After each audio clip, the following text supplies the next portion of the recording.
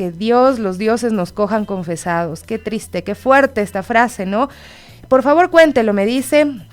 Un abrazo y gracias también, sigan siendo la voz de mujeres, de hombres también, y es triste, ¿no? Ver que estas circunstancias están pasando y que nadie haga nada, que nos quedemos impávidos, que no movamos un dedo cuando vemos que alguien lo está pasando mal, que alguien está siendo víctima de un atraco.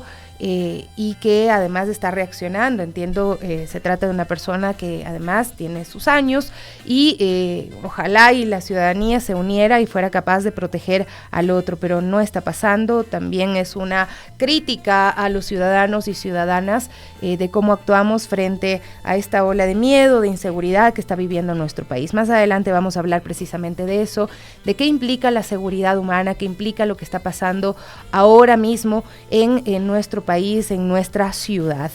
Y es que también hay otras noticias que nos llaman a la reflexión, que nos invitan a mirar el panorama más amplio, todo lo que está pasando en el Ecuador y también en el mundo, ¿no? Cuando estamos hablando de que la noche de este jueves, el portavoz del Departamento de Estado de los Estados Unidos, Matthew Miller, ha escrito un mensaje en su cuenta de X tras los osados ataques de esta semana en Ecuador. Estados Unidos reafirma su compromiso de trabajar con el presidente Daniel Noboa, es lo que dicen. Además, Matthew Miller anunció que para brindar asistencia de seguridad y responsabilizar a los causantes de la violencia, funcionarios estadounidenses visitarán Ecuador para acelerar la cooperación. Entre estos funcionarios que llegarán al país constan el subsecretario de la Oficina Internacional de Asuntos Antinarcóticos y Aplicación de la Ley, Todd Robinson, el subsecretario adjunto de la Oficina de Asuntos del Hemisferio Occidental, Kevin Sullivan, la comandante del Comando Sur de los Estados Unidos, Laura Richardson.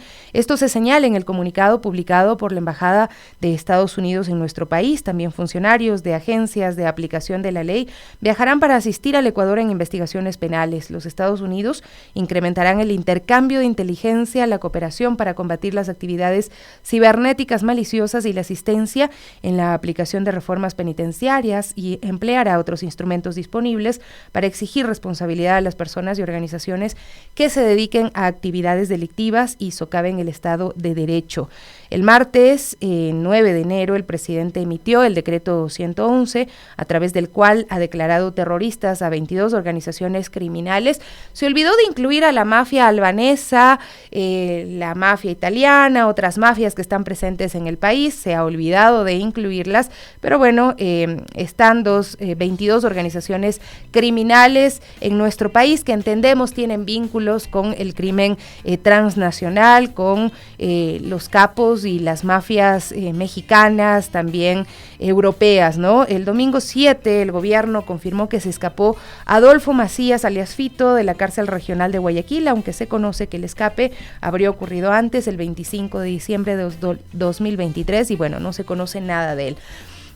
Este es el anuncio que hace el gobierno estadounidense, que van a estar muy presentes acá en Ecuador. También se hizo un acuerdo con ellos en el marco de la investigación del magnicidio de Fernando Villavicencio. Y precisamente en ese sentido hay que mirar cuáles han sido los resultados. Ya tenemos a los responsables del asesinato de Fernando Villavicencio, ya están los autores intelectuales identificados. Pues no ha pasado nada y vamos cuánto tiempo ya esperando que den fruto esas investigaciones, más allá de que han detenido algunas personas que dicen ser los actores materiales y que además permitieron que los asesinen dentro de las cárceles bajo la custodia estatal. Y es que precisamente un informe del Observatorio Lawfare describe la ola de violencia que se vive en el país desde que Daniel Noboa asumió el 23 de noviembre de 2023 la presidencia de Ecuador, y cómo Estados Unidos ha sido su apoyo para enfrentar la crisis provocada por 22 grupos calificados de terroristas.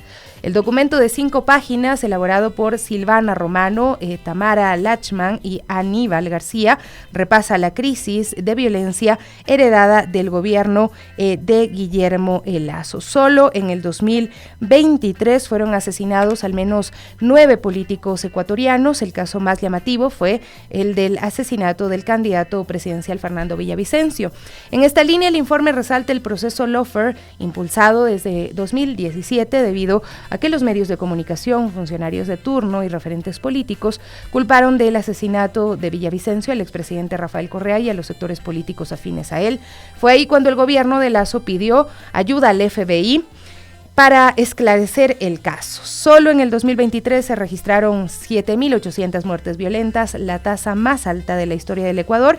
Ya en 2024 se desencadenó un escenario de una máxima amenaza a la seguridad con la fuga de Adolfo Macías alias Fito, uno de los internos pues más peligrosos según los reportes. Todo esto provocó que el 8 de enero de 2024 el gobierno reconociera la existencia de un conflicto armado interno y declarara este estado de excepción, ¿no? Un día después, Noboa había reconocido a estos grupos delincuenciales como terroristas y dispuso la militarización, dando así su respaldo total a las Fuerzas Armadas, pero también el mandatario ecuatoriano recibió el apoyo de Estados Unidos para enfrentar la crisis. ¿Qué dice este informe? Recuerda que el 6 de octubre de 2023 el entonces canciller Gustavo Manrique y el embajador de Estados Unidos en Ecuador, Michael Fitzpatrick, firmaron un acuerdo relativo al Estatuto de las Fuerzas SOFA. Este acuerdo otorga privilegios, inmunidad y garantías al personal militar estadounidense, así como al personal civil del Departamento de Defensa y contratistas. El mismo protege a los ciudadanos estadounidenses, pues si hay algún conflicto legal, este debe ser tratado en la justicia de ese país, no en Ecuador. El rol actual de Estados Unidos en Ecuador depende de la ratificación de ese acuerdo de seguridad que otorga inmunidad penal y administrativa de las Fuerzas Armadas de Estados Unidos, libre movilidad sin control en territorio ecuatoriano y competencia libre para la asistencia en combate a la criminalidad.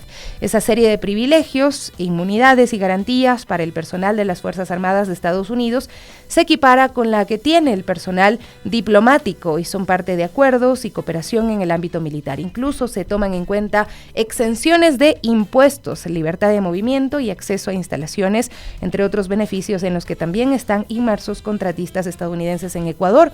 Las relaciones entre ambos países no son de hoy. Por ejemplo, durante el periodo 2021-2022, la asistencia de Estados Unidos para Ecuador alcanzó los 172 millones a través de programas militares y antinarcóticos, convirtiendo a nuestro país en el principal receptor de asistencia militar en la región. Y con todo esto, ¿cuánto se han detenido las muertes violentas? ¿Cuánto ha mejorado la situación de seguridad en el país? Pues todavía no se ven los resultados.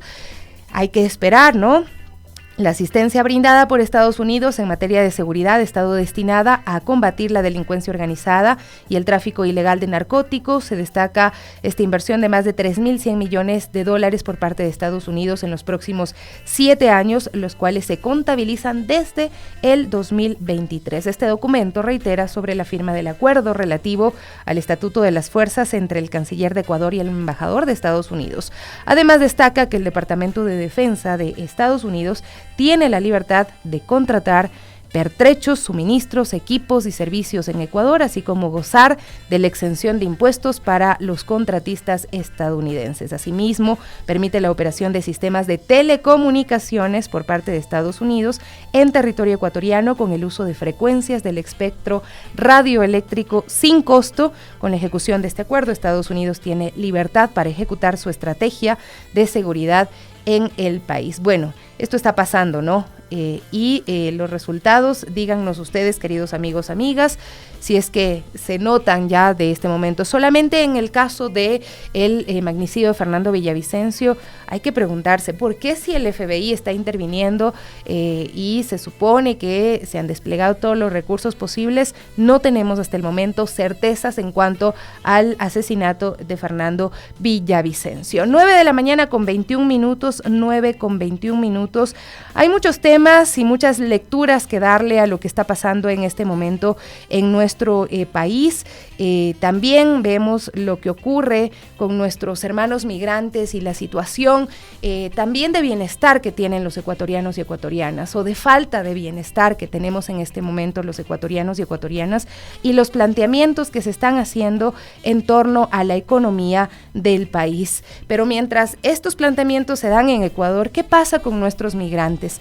Resulta que durante el tercer trimestre de 2023, julio, agosto, septiembre, el país experimentó un récord en el flujo de remesas, alcanzando la cifra de 1.397 millones. Este monto representa un incremento del 3.3% con respecto al valor registrado en el segundo trimestre de 2023, que fueron 1.353, un aumento del 14.5% en comparación con el tercer trimestre de 2022. Estas cifras las dio a conocer el Banco Central del Ecuador. La institución señaló que en el tercer trimestre de 2023, en el gobierno del expresidente Guillermo Lasso, el 71.6% del flujo de remesas provino de los Estados Unidos, lo que representa un aumento del 1.6% en comparación con el segundo trimestre de 2023, cuando fueron 984 millones de dólares, y un crecimiento del 14.5% en relación al mismo periodo en 2022. Durante el trimestre analizado, las provincias de Guayas, Azuay, Pichincha, Cañar concentraron el 72.6% del flujo de remesas recibidas, alcanzando la suma de 1.014 millones de dólares. Además, el 55.6% del flujo de remesas se canalizó a través de bancos privados. La organización de Alianza Migrante señaló que si se mantuvo la tendencia en los últimos meses de 2023, las remesas que enviaron migrantes alcanzarían un récord histórico al superar los 5.000 millones de dólares. Ese es el aporte de nuestros hermanos migrantes a la economía del país, ese es el aporte al bienestar de los ecuatorianos y ecuatorianas, de las familias que no encuentran fuentes de empleo en Ecuador y que han decidido arriesgar su vida, salir del país, tomar pasos como el Darién y otros pasos irregulares, enfrentarse a bandas del crimen organizado, a secuestros, a morir incluso en el trayecto hacia los Estados Unidos. Esta es la realidad y siempre hay que pensar en ese agradecimiento a los hermanos migrantes que están sosteniendo nuevamente la economía en el país. En estos momentos de crisis nuevamente están sosteniendo la economía. No es que se han ido y que están ganando dinero y disfrutándolo, entre comillas, en el país a donde han ido a residir. Es que están sacándose el aire para que acá podamos sobrevivir, para que sus familias puedan sostener la economía y esas otras pequeñas economías. Por eso siempre hablamos de que tengamos mucha conciencia en el momento de realizar también nuestras compras, ¿no?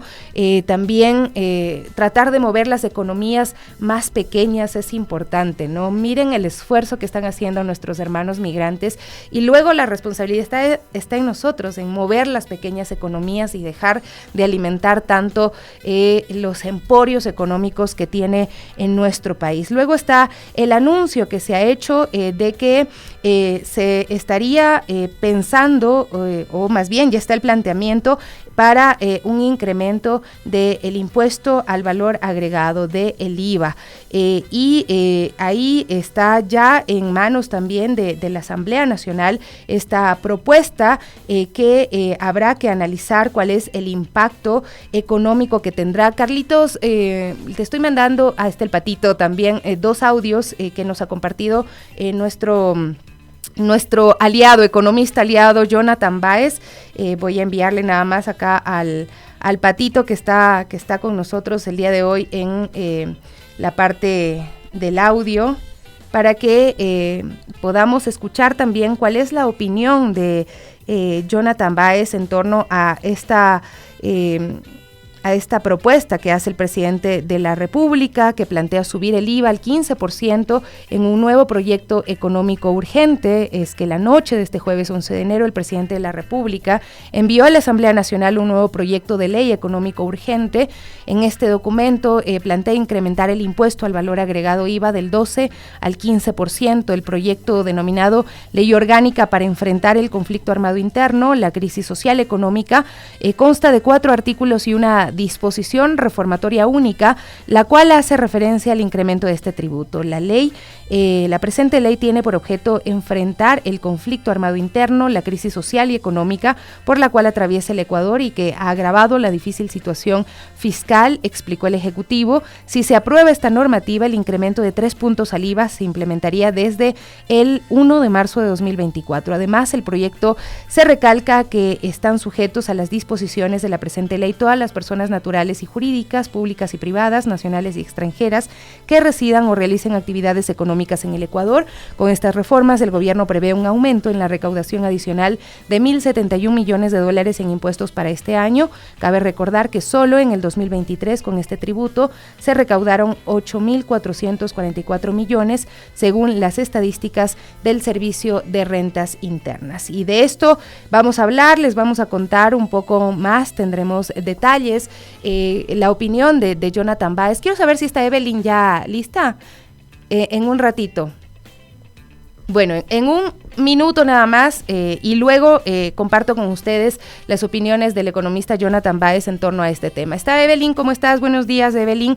Estamos pendientes de lo que está pasando en la ciudad. El día de ayer hubo pues alertas de artefactos explosivos, detonaciones controladas en varios sectores de la ciudad y hoy permanecen controles en algunos puntos de la capital. En Quito, precisamente, hay que decir que está activado el COE metropolitano y que el enfoque de la acción está precisamente en frentes de seguridad, en garantizar los servicios y también en el ámbito de la movilidad. En el mercado mayorista, ¿qué está pasando a esta hora? Buenos días. ¿Cómo están? Buenos días, qué gusto saludarles desde el mercado mayorista en esta mañana, en donde a esta hora queremos mostrarles un poco los operativos de seguridad, y es que son bastante comunes, es lo que se ve todos los días. Los guardias de seguridad del mismo mercado están acá revisando pues un poco los automóviles, un poco los camiones también que ingresan. La novedad es que no se registra presencia policial, presencia militar, como se había planteado, como se esperaba, ¿no? Simplemente están los guardias de acá mismo de la institución, todo se desarrolla con una aparente normalidad, las ventas adentro, las ventas afuera también continúan normales. Un poquito vamos a conversar con la autoridad de acá del mercado para recordarles mejor los horarios y cómo es que se está precautelando la seguridad tanto de los vendedores como de los asistentes que realizan sus compras. Muy buenos días, ¿cuál es su nombre? ¿Cómo está? Marco López. Marco, cuéntenos un poquito, nosotros esperábamos ver un poco más de controles, ¿no? Policías, militares, ¿dónde están o cómo se está precautelando la seguridad de los comerciantes y de los asistentes? La Policía Nacional en los días antes a estas horas ha estado dándose controles constantemente. Entra directamente al mercado a recorrer todo lo que es las instalaciones con el grupo del GOM para ver alguna situación de peligro dentro del mercado. Podemos apreciar que en nuestra seguridad privada también hacemos los controles, como decir, internos, lo que son revisión de carros, vehículos al azar, y en la parte peatonal a todas las personas que ingresan al mercado, para no tener ninguna novedad. ¿Cómo están los horarios de atención un poquito, tomando en cuenta que el toque de queda establecido durante los 2 próximos meses es de 5 a 23 horas? Nosotros de mercado lo tenemos abierto las 24 horas del día, no hemos cerrado realmente. Los horarios se mantienen, que son de 11 de la mañana a 24 horas para los camiones de carga y los usuarios desde las 10 de la noche a 6 de la tarde.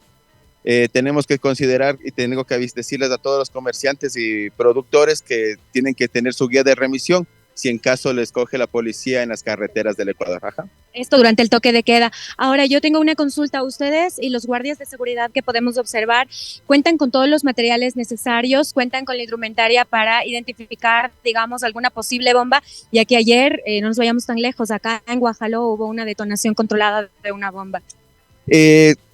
Tenemos el material necesario como para revisar los vehículos. Para controlar bombas de explosivos, yo creo que ya eso tiene que ser realmente la Policía Nacional o el Ejército Ecuatoriano.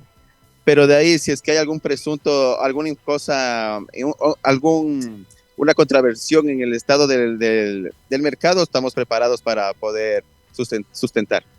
Comunicarse con las autoridades. ¿Cómo están también un poquito la afluencia del mercado?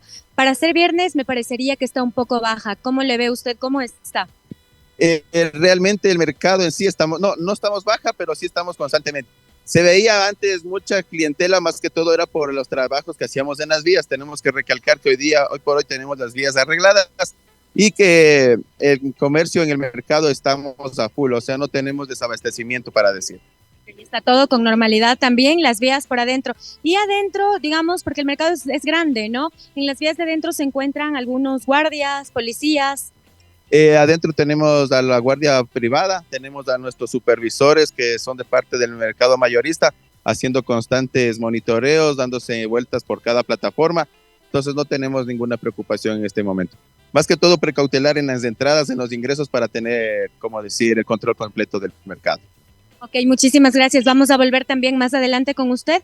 De acuerdo, continuamos recorriendo. Esto es lo que les contamos hasta el momento. Está la guardia privada del mercado controlando tanto autos como el ingreso peatonal. Le revisan las maletas, le revisan las bolsas y pues eso es lo que les podemos contar hasta ahora desde el mercado mayorista. Muchísimas gracias, Evelyn. Bueno, ahí está la voz oficial en el mercado mayorista. Queremos más adelante tener ese contacto también con los comerciantes, a ver cómo se sienten, qué nos cuentan del traslado también de los alimentos, las mercancías que se venden en este mercado mayorista, cómo están las carreteras, porque todo está conectado. Recordemos que han existido muchas alertas de transportistas que incluso han dejado de ofrecer servicios a algunas empresas porque en las carreteras se estaban enfrentando a continuos robos y ataques de bandas organizadas que los interceptan y que pues terminan robándose la mercancía por un lado, por otro también extorsionando, cobrando vacunas y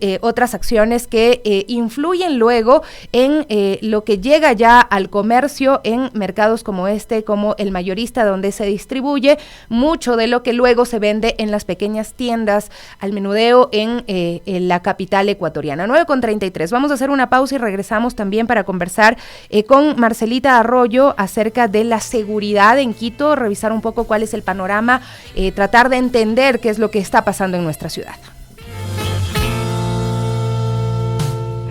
9:35 a.m. Gracias a todos quienes están conectados a través de nuestras redes sociales, comentándonos sobre cómo se sienten en este día. Normita Espinosa nos dice, por salud mental no hay que pelear. También en redes sociales es muy difícil. La verdad es que yo le copio ya el comentario a Norma. Hace unos días yo ponía una inquietud en redes sociales, una pregunta sobre uno de los operativos que se realizaban y la ola de comentarios violentos, un doctor guayaquileño me dijo infrahumana, entre otras cosas. Bueno, la verdad es que es muy doloroso leer esos comentarios y después pensar en que estas personas, por ejemplo, este disque médico ofrece sus servicios y trata con otros seres humanos, ¿no?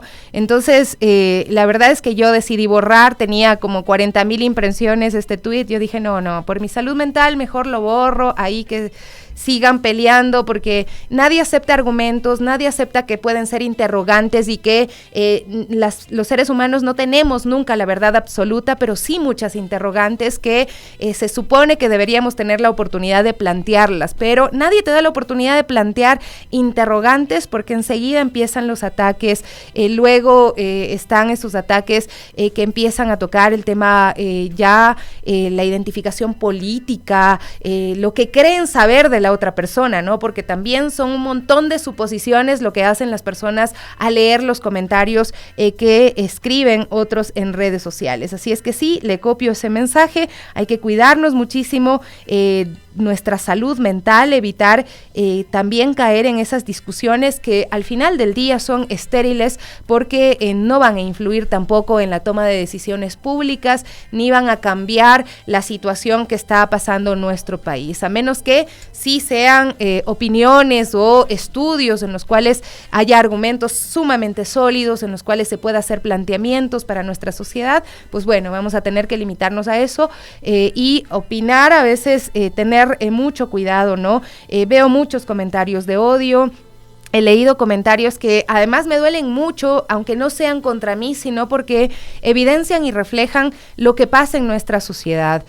Cuando dicen denle bala a todo el mundo, cuando alguna persona se le ocurre decir a todo aquel que tenga la piel oscura denle bala, pues a mí me duele muchísimo porque refleja como sociedad también lo que somos, lo que nos queremos permitir como sociedad sin darnos cuenta de que puede regresarnos porque es un boomerang, ¿no? Algo de lo cual no estamos exentos y cómo puede dañarnos también más adelante. 9:38, Marcelita Arroyo está en esta mañana también para acompañarnos, para compartir el programa con nosotros acerca de la crisis de seguridad en Ecuador. Vamos a conversar con ella también desde el Observatorio de Seguridad Humana. ¿Cómo estás, Marcelita? Muchísimas gracias por acompañarnos.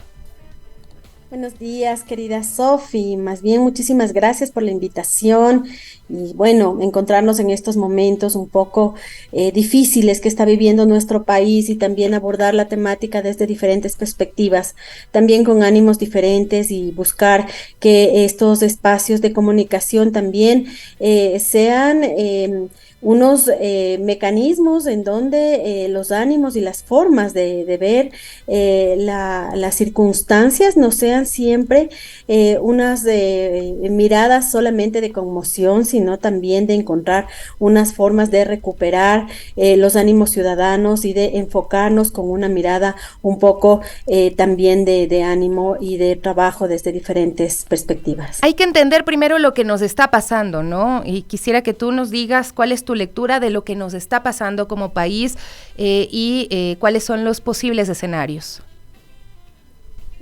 Finalmente nosotros estamos viviendo algo que se veía venir tarde o temprano. Alguien tenía que tomar una decisión que, si bien es cierto, no estamos, digamos, con las capacidades operativas como para poder enfrentar un momento de tal crisis, una situación inédita como la que hemos venido viviendo desde hace poco tiempo, que tiene sí unas raíces y unos antecedentes que han venido dándose desde hace algunos años.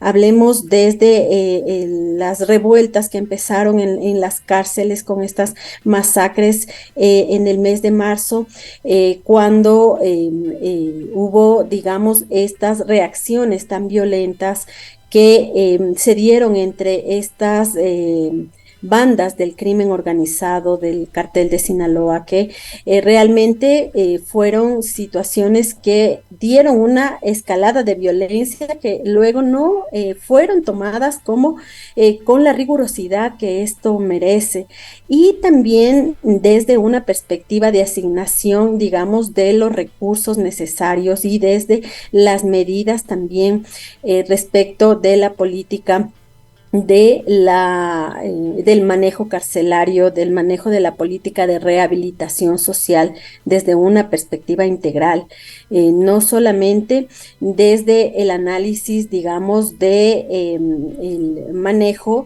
de la política de infraestructura de las cárceles, sino teniendo una mirada también de cómo se maneja la política de reinserción social, pero también de cómo estamos mirando la construcción de el tejido social en torno a cómo se reconstruye la familia y el núcleo social que constituye la unión familiar. Recordemos que muy, digamos, cercano a esta situación, nosotros vivimos una situación de pandemia. Una vez que se dieron estas situaciones, pocos meses después de estas masacres, nos vimos abocados a una suerte de confinamiento por pandemia, y en ese momento se dieron unas decisiones de prelibertad y hubo sentencias, digamos, de personas que necesitaban retornar a sus hogares, y estas personas debían o podían ser acogidas en sus hogares para pasar la pandemia en sus hogares. ¿Y cuál fue la reacción de las familias que no querían acoger a sus propias familias en sus hogares para que puedan pasar la pandemia? Eso ya nos daba un indicativo de cómo estaba viéndose la política, digamos, de reinserción de las personas privadas de la libertad, y cómo estaba inclusive nuestra normativa en torno a qué estaba pasando con el manejo de la situación integral del manejo de las cárceles. Entonces estábamos viendo que la situación no estaba siendo manejada desde una perspectiva, digamos, integral. En ese sentido, nosotros ya veíamos que la situación iba a ir recrudeciendo desde diferentes aristas, hasta nosotros poder llegar a la situación que estamos viviendo actualmente. Entonces, ¿qué es lo que nosotros tenemos ahora? Digamos, una situación que se nos escapa de las manos. Y frente a una situación también de inestabilidad política, en donde pasamos por una situación de una muerte cruzada, donde tenemos un gobierno que no pudo terminar su presidencia, su mandato, y vemos ahora con un presidente que tiene apenas 13 meses para cumplir su mandato. Tiene que tomar decisiones letales, básicamente declarar un estado de guerra, definir cuáles son estos grupos armados y enfrentarlos directamente para poder empezar, digamos, a tomar acciones un poco radicales, en donde también a raíz de toda la circunstancia, digamos, un poco en términos de la normativa constitucional vigente, también tiene que transversalizar todo un enfoque de derechos dada nuestra constitución garantista para poder manejar las circunstancias en el marco constitucional.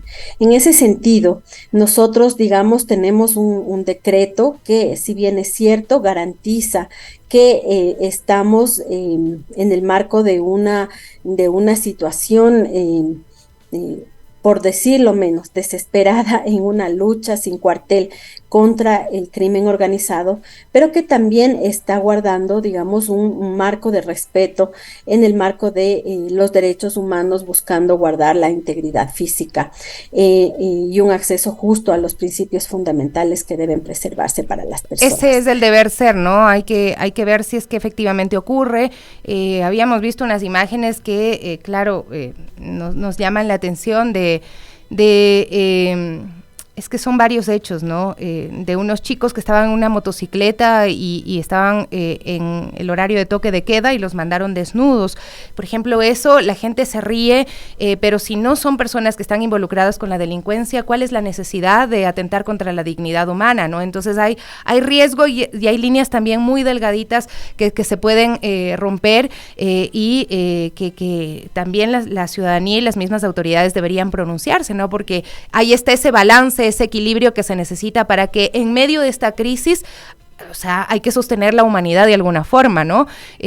Marcelita, ya viniendo acá a Quito, a la capital, por ejemplo, desde Esmeraldas ha habido muchos reclamos de que ellos están viviendo esta situación de coches bombas, de puentes destruidos, de una situación de extrema violencia desde hace mucho tiempo atrás, y solamente cuando llega a Quito esta violencia es que se la toma en serio, que se toman medidas, digámoslo, extremas como las que tú estás mencionando. ¿Cómo llegó a Quito precisamente esta ola de atentados, de coches bombas, de incertidumbre para la ciudadanía? Digamos que esta mirada de escalada de violencia es el reflejo de la expresión, ¿no?, de todos estos grupos al margen de la ley para presionar frente a las acciones tomadas por el señor presidente de la República en torno a la declaratoria de lucha contra la violencia, y es obviamente la capital, digamos, y las grandes ciudades en donde se busca tener esta mayor expresión de demanda, de llamar la atención y de buscar dónde generar esta expresión de amenaza frente a esta lucha, digamos, de fuerzas, de luchas de poder. Si vemos que también en las ciudades pequeñas están dándose estas expresiones de violencia, también existen los coches bomba y tal. Digamos que acá en la ciudad de Quito existe lo mismo que ha estado viniendo pasando y que se ha dado como espejo en otras ciudades y que de la región, que son exactamente las mismas formas que ya se ha vivido, por ejemplo, en Bogotá en años pasados y que lamentablemente nosotros como país no hemos aprendido. Las cosas se repiten, son ciclos que nosotros ya lo hemos vivido.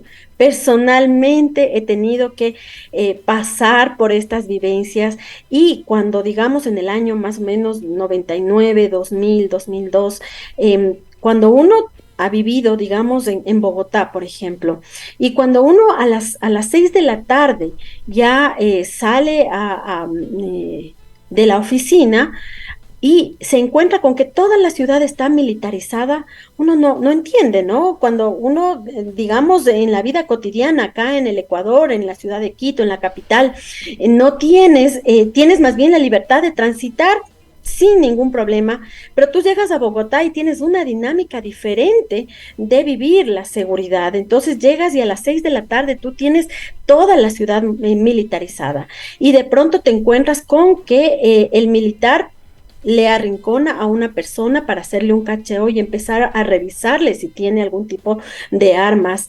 Y en el Transmilenio también tú tienes militares y estás revisando que las personas tienen mochilas y cuando tú entras al centro comercial, nadie puede entrar al centro comercial, digamos, libremente como tú entras con tu coche, sino que tienes perros, todas las personas tienen, digamos, unos espejos que te revisan todo el vehículo para saber si no tienes instalado algún dispositivo explosivo, las mochilas te revisan al ingreso, es decir, el nivel de seguridad y los protocolos de seguridad son otros.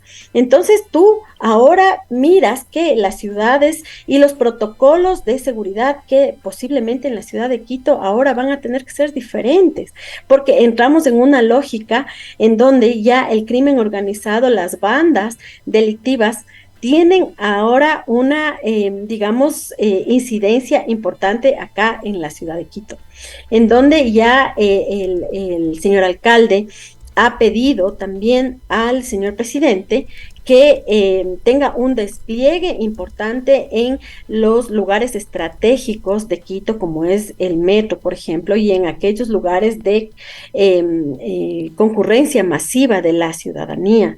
Entonces, vamos a tener nosotros también que empezar a tener una convivencia diferente respecto de los protocolos de seguridad acá en la ciudad, en la medida en que vamos teniendo ya una incidencia o una, digamos, participación diferente de todos estos mecanismos, digamos, de incidencia de los grupos que ahora ya se encuentran completamente visibles, ya con un... Esa palabra que tú mencionas, visibles, o sea, estaban aquí, pero ahorita se están mostrando, están evidenciando que están aquí. Exactamente, es decir, nosotros estábamos antes con unos índices de delincuencia incrementados.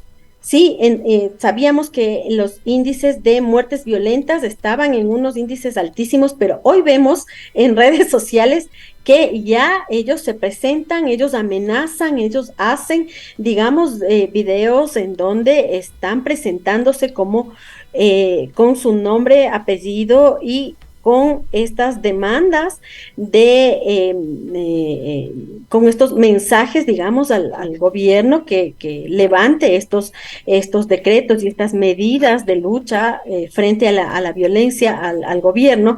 Entonces empieza ya esta suerte de enfrentamiento y amenaza. Sin embargo, de ello, esto obedece también a un ciclo, obedece a unas formas en donde obviamente el gobierno no va a ceder frente a estas amenazas, frente a estas demandas, y nosotros como ciudadanos y ciudadanas tampoco vamos a ceder frente al temor y tampoco vamos a tener esta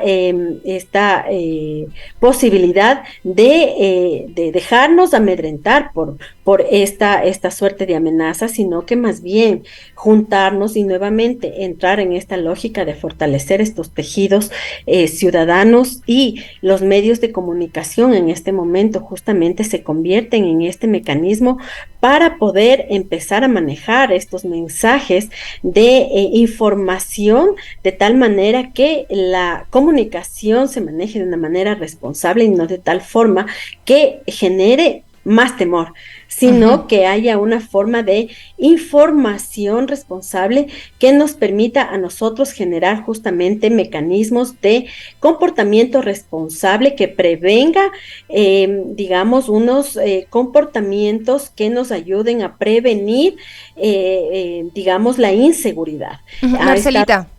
Sí. Para finalizar, por favor, cuéntanos cuál debería ser el rol de las autoridades, por ejemplo, en este caso municipales, seccionales, prefecturas, de sostener acá en el municipio de Quito. Leíamos hace un instante que desde el COE metropolitano, la resolución es eso, mantener ámbitos y preocupación en ámbitos de seguridad, pero también en el tema de servicios y movilidad. Por ejemplo, ¿cuál sería el rol y qué se debe sostener, digamos, de la estabilidad que podamos tener como ciudadanos y ciudadanas? Ahora nosotros lo que deberíamos buscar en este momento es mantener la calma, procurar que la coordinación entre policía, la coordinación con las Fuerzas Armadas mantengan la paz, mantengan la activación de la prestación de los servicios, que el control, digamos, de las armas, del manejo adecuado de los horarios en la prestación de los servicios de movilidad, sean los adecuados para que la seguridad en el transporte público, la prestación de todos los servicios se mantengan activos, porque lo peor que podría pasar es que haya una desaceleración en el tema productivo especialmente, y que las personas empiecen a estar guardadas en sus hogares, que es justamente lo que el crimen organizado esperaría, y por eso son estas acciones, digamos, un poco de tener, digamos, explosivos, de tener eventos de generación de temor. Lo que se buscaría es que esta acción coordinada de todos los elementos que están relacionados con la seguridad ciudadana, tanto de la municipalidad cuanto de la policía y de las Fuerzas Armadas, manejen, y del ECU 911 manejen un esquema organizado para que la ciudadanía tenga esa sensación y percepción de seguridad, para que haya una debida, un manejo apropiado de todas las actividades cotidianas. Pero por otro lado, que nuevamente haya una incidencia en la coordinación del tejido social y fortalecimiento de las redes comunitarias. No hay nada como el fortalecimiento de la solidaridad y la recuperación de los tejidos sociales. Es importante que ahora la ciudadanía y todos los mecanismos de comunidad se reactiven, es decir, que las personas empecemos a juntarnos entre personas, entre barrios, edificios, y toda la comunidad empiece a estar comunicada, y en ese sentido todos los mecanismos de participación ciudadana del municipio deberían activarse. Importantísimo lo que acabas de mencionar, porque este planteamiento que tú hacías, la reinserción, el pensar cómo cambiamos las dinámicas de los barrios, de dónde están reclutando también a los jóvenes para el crimen organizado, ¿no? Si es que la política pública los piensa como descartables o los piensa realmente como personas que merecen una inversión, que merecen un bienestar, que merecen tener educación, salud, los servicios que deberían estar disponibles para todos y todas. Marcelita, un abrazo fuerte en esta mañana. Muchísimas gracias, querida Sofía, un abrazo grande para ti también. Hasta pronto, son las 9:56, ya viene Gaby Cruz para contarnos y hablar y abordar estos temas, ¿no? ¿Qué pasa en el país? ¿Cuáles son estas noticias que también nos invitan a mirar la realidad del otro, ¿no? Aquí es importantísimo bajarnos un poco de nuestros privilegios y mirar la realidad de las otras personas, de lo que están pasando, de quienes sí pueden hacer teletrabajo y los que se ven obligados a salir aún en ambientes de inseguridad a trabajar todos estos hechos, es importante observarlos desde varios puntos de vista. 9:57, una pausita y regresamos. 10 de la mañana con 1 minuto. Gaby Cruz está con nosotros. ¿Cómo estás, Gaby? Buenos días. ¿Cómo viste la ciudad al venir? Buenos días, mi Sofi. Buen día, amigos y amigos de las Guarmis y de Radio Pichincha. Hoy ya un poco más movida, en realidad. Eso justo comentábamos con los chicos en cabina antes de ingresar. Ya había más gente en los buses, en las calles, pese a que todavía se ven pocos buses, pocos autos, pero hoy sí vi más movimiento ya. Sí, yo también sentí que había más movimiento. Ayer no había ni un taxi para tomar y terrible. Bueno. Y también hay que decir que ya el municipio ha anunciado que los balcones de servicios del municipio retoman a la atención presencial. Sí, así es, con el objetivo de servir con agilidad y de forma ininterrumpida a través de todos los canales de atención, y a partir del 11 de enero se reanudó la atención presencial en todos los balcones de servicio del municipio en el horario habitual de 8 de la mañana a 16:30. Durante la jornada de atención virtual se registraron 290 llamadas para consultar sobre exoneraciones de impuesto predial para adultos mayores, por ejemplo, descuentos de este pronto pago que ya lo habíamos mencionado, la patente municipal, la licencia única de actividades económicas, y a su vez también se receptaron 550 trámites en línea. Esto es acuerdos de uso de medios electrónicos, catastro, reclamos administrativos y entre otros. Y bueno, ya el cambio de modalidad de atención fue temporal por los hechos de conocimiento público, la crisis de inseguridad que vivimos, y al momento todos los canales de atención ya están operativos para brindar asistencia y responder a las consultas ciudadanas. Así es, hay un contact center que tiene el municipio capitalino, es el 1-800-510-510, redes sociales, @sciudadanosUIO, QuitoBot, videollamada, o también el portal servicios.quito.gov.es, que igual siguen habilitados por si usted quiere hacer alguna consulta, ¿no?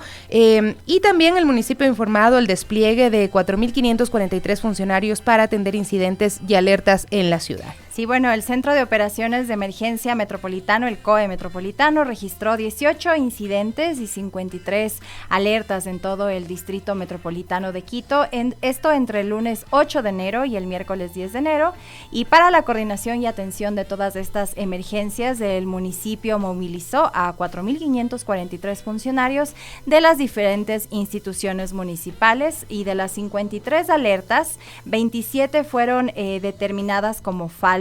Además, se reportaron 11 acciones para restablecer el control del orden público, y el 8 de enero se registraron 8 alertas, el 9 de enero 23 y el 10 de enero 22 alertas. Así es, el Centro de Operaciones de Emergencia, en un trabajo ininterrumpido 24/7 en 3 turnos, registró las siguientes novedades: 5 explosiones tipo bomba en diferentes sitios de la ciudad: puente peatonal de la autopista Rumiñahui, puente Guajaló, puente Panamericana Norte, puente Gualo y el sector El Conde en Quitumbe; 6 incendios vehiculares provocados en Chillogallo y San Martín de Porras, Administración Zonal Quitumbe; Mariscal Sucre y Ajaví, de la Administración Zonal Eloy Alfaro; Maldonado y Susana Letor, de la Administración Zonal Quitumbe; Eloy Alfaro e Higueras, de la Administración Zonal Eugenio Espejo; Puruhuanta y Vigal, sector Mena del Hierro, Administración Zonal La Delicia; un amotinamiento en el Centro de Detención Provisional El Inca. Además, en los exteriores de este centro carcelario se registró una detonación controlada por amenaza de bombas. Sí, bueno, también hubo afectación a personas. Una persona resultó herida. Esto ocurrió el 10 de enero durante el robo a un local comercial ubicado en el sector de La Ye, en el norte de la capital, y lamentablemente también una persona fallecida en el barrio La Santiago, en el sur de la ciudad. Bueno, ese es el balance que hace el municipio capitalino, quien manifiesta que hay 4.543 funcionarios listos para atender incidentes y alertas en la ciudad. Vamos a compartir nuevamente espacio con Evelyn Caiza. ¿Cómo estás, Evelyn? Si la tenemos ahí. Se cortó, nos dicen. Bueno, ya volvemos con Evelyn. Ella está en el mercado mayorista precisamente para contarnos qué está pasando en el mercado mayorista. ¿Está lista? Ahora sí. Bueno, ¿cómo estás, Eve? Pudimos reconectar para que nos cuentes cómo se sienten los comerciantes, qué te cuentan de lo que está ocurriendo en las vías también, desde donde traen sus productos, esos recorridos que estaban también muy complicados porque algunas vías estaban enfrentando también esta ola de inseguridad que detenían a los conductores, a las empresas que trasladan productos y demás. ¿Cómo están? Sí, nos volvemos nosotros a conectar para mostrarles un poquito más ya cuál es el ambiente que se vive adentro del mercado mayorista, en donde yo insisto que se registra una baja afluencia para ser viernes, pero lo que nos ha convocado acá es conversar precisamente con los vecinos que han asistido acá a comprar ya sus productos. Vamos a ver si es que nos quieren contar un poquito. Mi Besi, muy buenos días. Usted está acá, abrió su negocio normalmente a pesar del estado de excepción. ¿Ustedes de dónde vienen?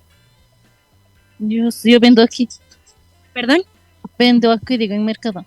Pero usted vive en Quito y ¿a qué hora madrugó? ¿A qué hora entró con sus productos acá al mercado? 3 de la mañana. ¿Y cómo vio las carreteras al llegar al mercado normal? ¿Siente tal vez una tensa calma por todo lo que está pasando en el país o todo tranquilo? Que ahora hay poca gente, hace no ha venido bastante clientes. Sí. Baja las ventas. Digamos, ¿cuántos quintales vende un día normal en viernes, que es de feria? Y hoy más o menos, ¿cuántos va? Hoy día vendimos poquito, recién casi unos 100, así nomás. Así que se vende más, sí, poco, bajísimo. Porque no hay mucha gente, porque no hay clientes así. ¿Y cómo ve un poquito los controles de seguridad alrededor del mercado? No hay muchos controles, pues así. Ok, muchísimas gracias. Bueno, esto en el sector de las papas, vamos también un poquito a conversar para allá, al frente donde los vecinos de los abastos. Mientras tanto, recordarles un poco que la operatividad dentro del mercado mayorista de Quito se mantiene con normalidad. Son 1.385 los comerciantes y 400 prestadores de servicios que garantizan la provisión de alimentos en Quito, ¿no? El horario de ingreso de los vehículos para descarga es de 11 a 24 horas. El ingreso de los clientes y usuarios desde 22 a 18 horas del siguiente día. La descarga en los locales comerciales desde 11 a 1 de la mañana. También se han planteado algunos requisitos para el ingreso, ¿no? Esto es importante. Póngale mucha atención si usted quiere venir acá a realizar sus compras. Los proveedores que abastecen al mercado deben portar obligatoriamente documentos habilitantes como cédula de ciudadanía, registro único de contribuyentes y guía de remisión. También vamos un poquito a ver qué es lo que nos cuentan. Mi Besi, muy buenos días. Ustedes han abierto el local con normalidad. No, yo estoy de cliente. Ustedes de cliente vino acá a comprar. ¿Cómo nota el mercado? ¿Cómo nota un poquito la seguridad? Tomando en cuenta que estamos en el estado de excepción. Todo tranquilo. No hay ningún inconveniente, creo. Por mi parte, sí, todo está relajado. No hay ninguna novedad. No hay ninguna novedad. Ok, muchas gracias. Vamos acá a continuar un poquito con los vecinos.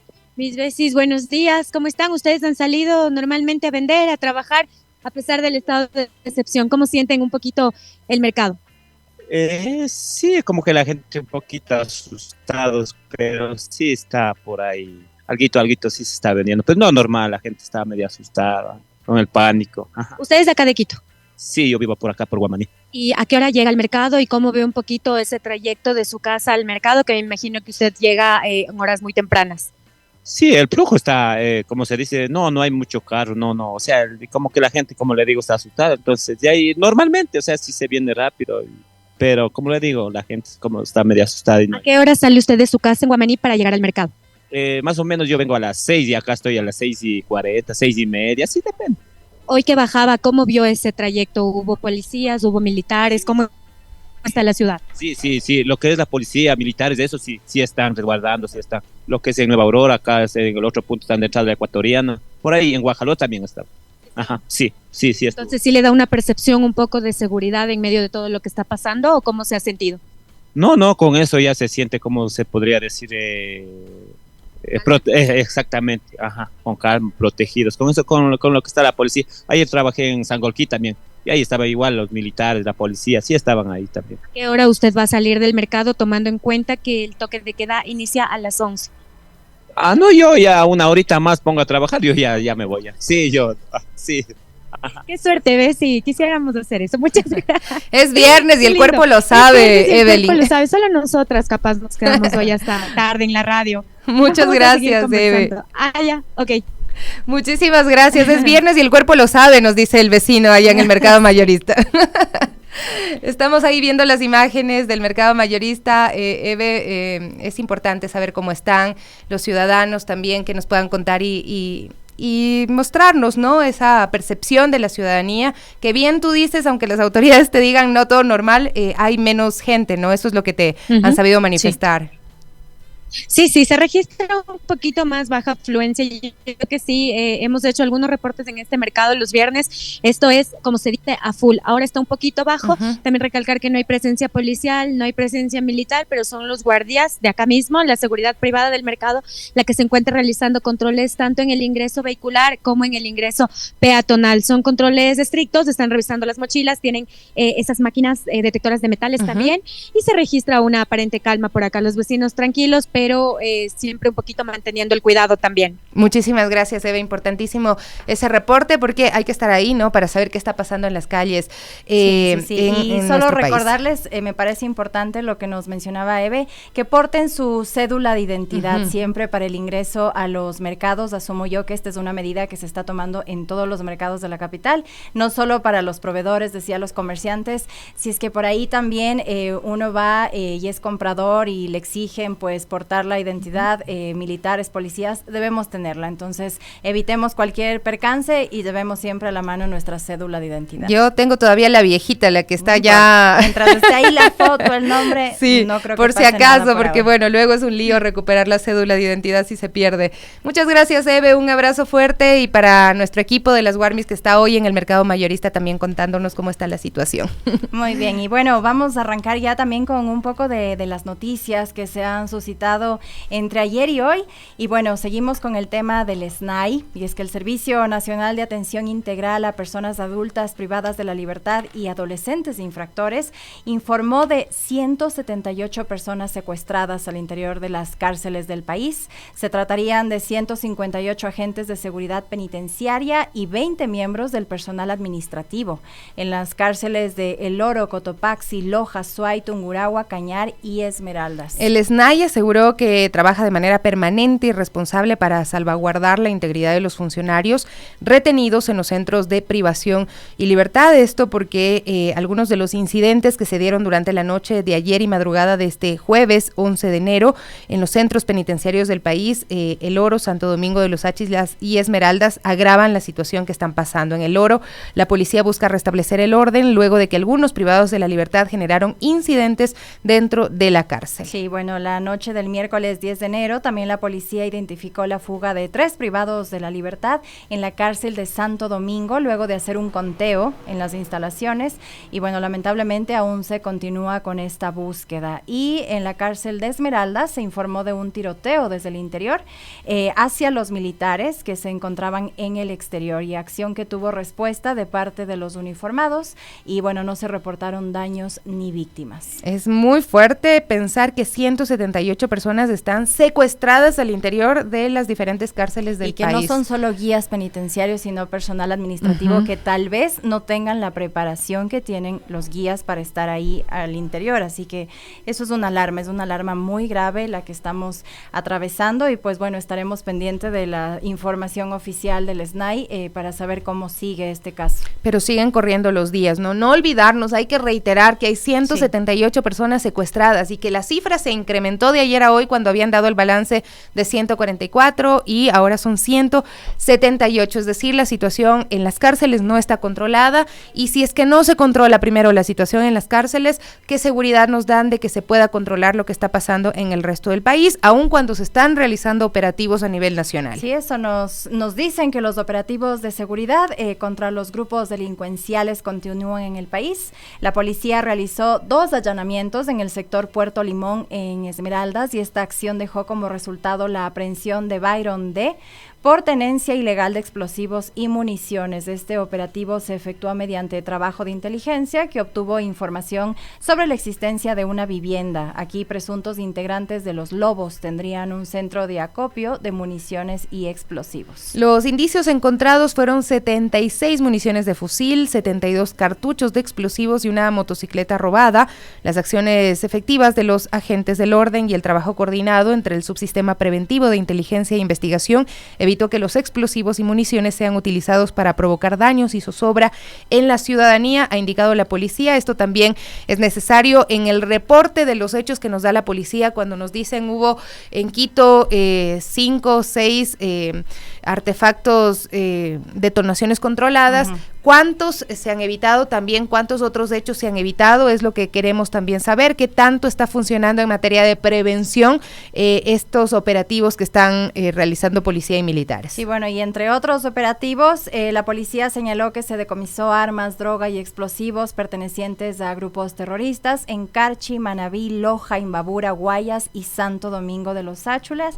Como resultado, 8 terroristas fueron detenidos, se decomisaron 86.180 dosis de cocaína y 2.668 dosis de marihuana, y se confiscaron también 300 cartuchos, 5 armas, 11 artefactos explosivos y 4 fulminantes. Bueno, ahora se les llama así, ¿no? Ajá. Son terroristas, es la denominación, aunque también nos damos cuenta de, en este caso, por la detención de dosis de cocaína, de marihuana, que sería para el narcotráfico o microtráfico, ¿no? Entonces ya no van a ser juzgados por microtráfico, narcotráfico, sino como terroristas. Y en Morona, Santiago, también los uniformados aprendieron a 2 integrantes de otro grupo. En el poder de los delincuentes se encontró un arma de fuego, 21 cartuchos y 2 celulares en Santa Elena. Tras varios allanamientos y en coordinación entre policía y Fuerzas Armadas, se capturaron a 7 personas implicados en varios delitos y ahora serán calificados como terroristas. Sí, bueno, la noticia que más destacó también el día de ayer, la tarde, se detuvo a alias Chiquito. El delincuente es cabecilla de los Tiguerones, según las autoridades, y la captura se dio en el sector Bendición de Dios en Esmeraldas tras un enfrentamiento armado entre militares y delincuentes. Alias Chiquito resultó herido tras este enfrentamiento, ahí los uniformados lo capturaron junto a otras 2 personas. Este criminal tiene denuncias por asesinato y es considerado como un delincuente de alta peligrosidad y bueno, en este momento ya como terrorista, así es como como se los denomina, ¿no? Y cómo serán juzgados y analizados sus casos. Lo que sí llama la atención es que, bueno, el presidente de la República ha propuesto una consulta popular porque dice que no puede hacer todo lo que está haciendo con las leyes que ya estaban establecidas. Lo que hace unos días conversábamos con la asambleísta Gisela Garzón, nos decía, leyes hay, pero lo que ha faltado también es probidad en algunos funcionarios que no estaban capacitados para poder manejar la seguridad de nuestro país, ¿no?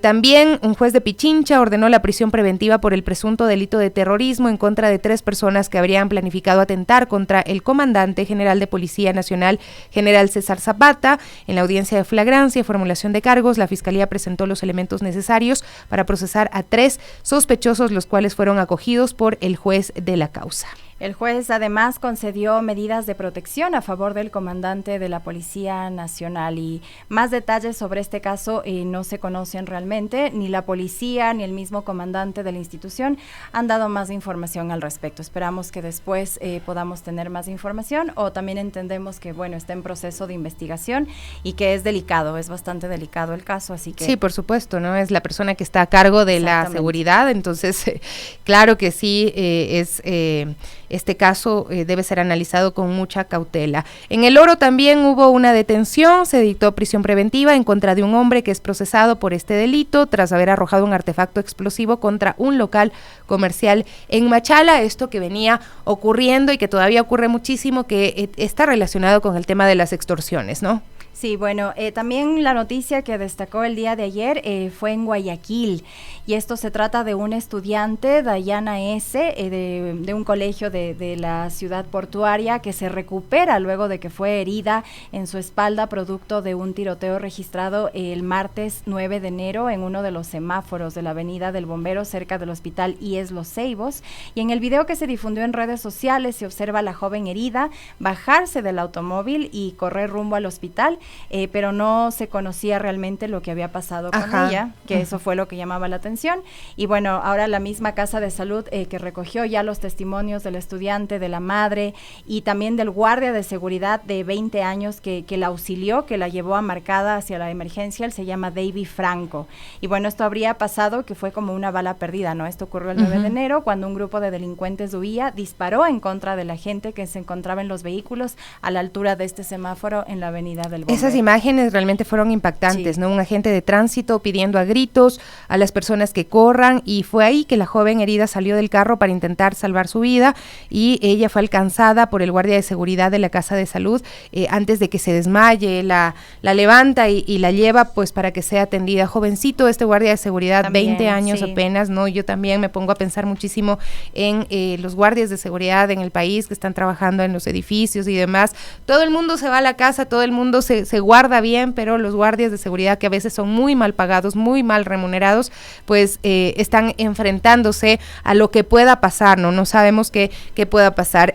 También otra noticia, el gobierno va a exigir certificados de antecedentes penales a los extranjeros en las fronteras terrestres con Perú y Colombia. Esto lo indicó el Ejecutivo. Esta medida pues busca frenar también la inseguridad existente hoy en todo el territorio ecuatoriano. Sí, el Ministerio del Interior informó que el objetivo es controlar el ingreso de individuos que constituyan una amenaza o riesgo para la seguridad pública. Además, la institución precisó que la decisión se mantendrá vigente mientras dura el estado de excepción y el reconocimiento de este conflicto interno armado. Y para tener validez, este certificado de antecedentes penales del país de origen o de residencia durante los últimos 5 años, y deberá ser presentado debidamente apostillado. Yo creo que esto es un poco complicado, ¿no? Pero así es, pero son las bueno, esas son las nuevas medidas acá en el país, ¿no? Los niños, niñas y adolescentes acompañados de un familiar en 4º grado de consanguinidad o 2º de afinidad estarán exentos de este requisito.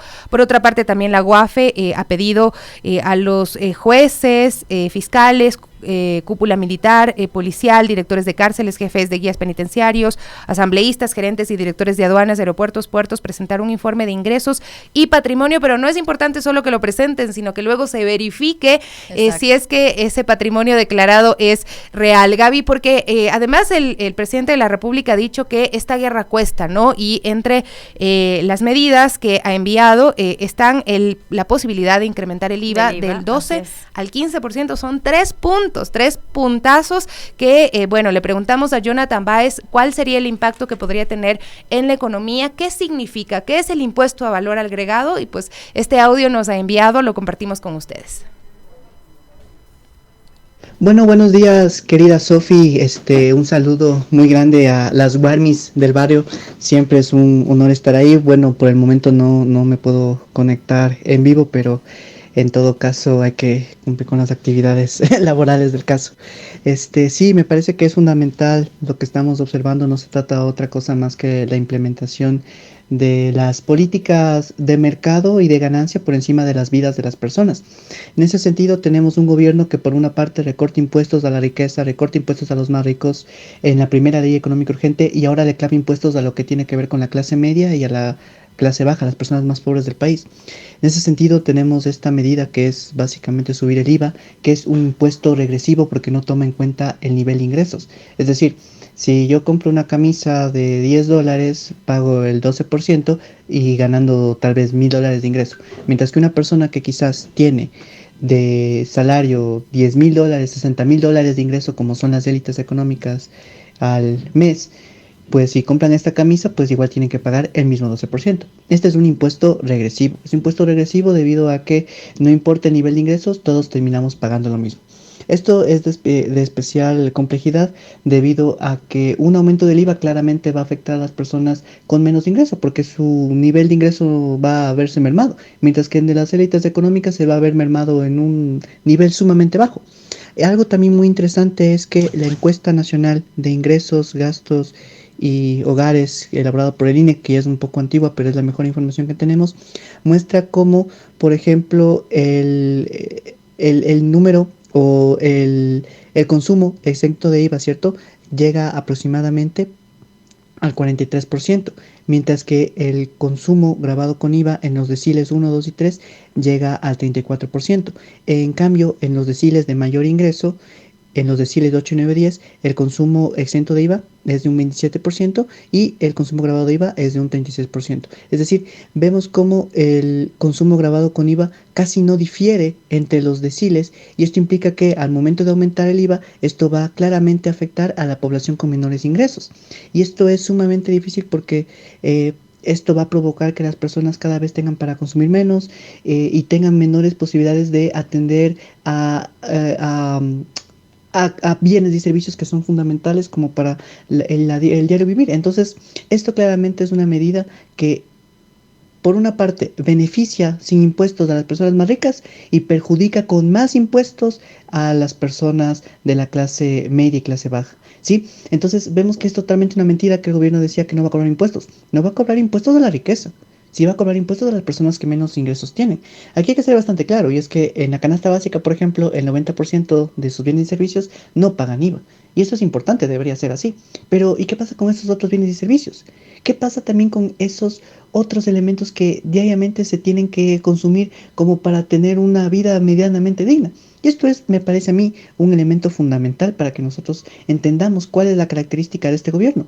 Y es que es un gobierno que quiere abrir las puertas para que el libre mercado venga a hacer básicamente lo que le da la gana a costa de nuestras vidas. Y lo que pasó en última instancia con toda esta situación de terror que se armó, en la que nuevamente responsables del gobierno por dejar de participar, por dejar de actuar, nuevamente vemos que ahora el gobierno se actúa, sí hace cosas, pero para clavarle más impuestos a las clases más desfavorecidas de la sociedad ecuatoriana. Entonces, esto es una completa situación en la que se muestra la premisa que tiene el gobierno de Daniel Noboa, que estaba en el plan de gobierno, que estuvo durante él como asambleísta. Bueno, un extracto del audio que nos ha enviado Jonathan Báez, economista, amigo de la casa, que pues siempre nos ilumina un poquito en estos temas, porque muy es necesario. Claro y muy preciso. Sí, con datos, ¿no? Todos, así es. Y bueno, eso tendremos que verlo, además que es una medida que, según dicen, es por esta crisis de inseguridad, ¿no? Para cubrir esto, esperemos que sea temporal, tampoco sabemos si va a hacerlo de este modo, así que bueno, estaremos también atentos con esto, y si es que se da paso también a la aprobación de esta ley en la asamblea, pues veremos. Ya veremos, sí.